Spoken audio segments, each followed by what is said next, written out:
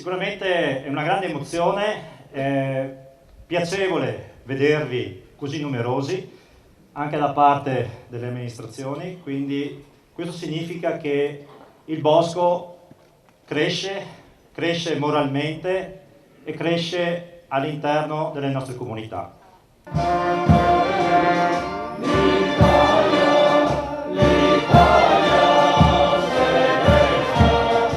In tanti anche quest'anno hanno presenziato al 53esimo raduno al Bosco delle Penne Mozze di Cison di Valmarino. Segno di coesione nel ricordo, ha sottolineato il presidente Piovesan, perché le vicende dei 2411 alpini che qui sono segnati nelle steli sia da monito per le guerre che ancora oggi sconvolgono il mondo. Ecco perché un bosco, dove le steli segnano fronti di guerra e di dolore, ma anche le note di un inno che rende incancellabile la memoria della prima grande guerra mondiale.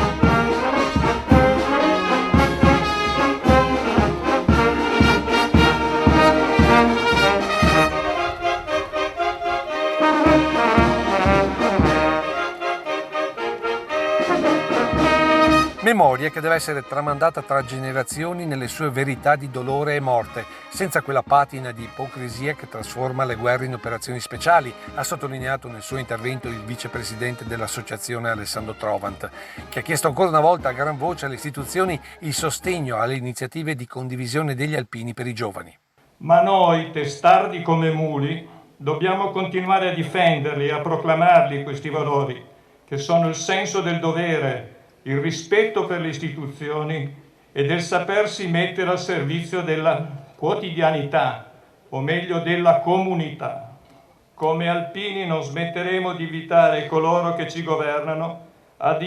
indirizzare verso questi valori i nostri giovani. Come Associazione Nazionale Alpini abbiamo istituito dei nostri campi scuola ed abbiamo rilevato con nostra grande soddisfazione che i ragazzi di fronte a proposte serie e qualificate sanno aderire con entusiasmo e questo è per noi uno stimolo a continuare su questa strada.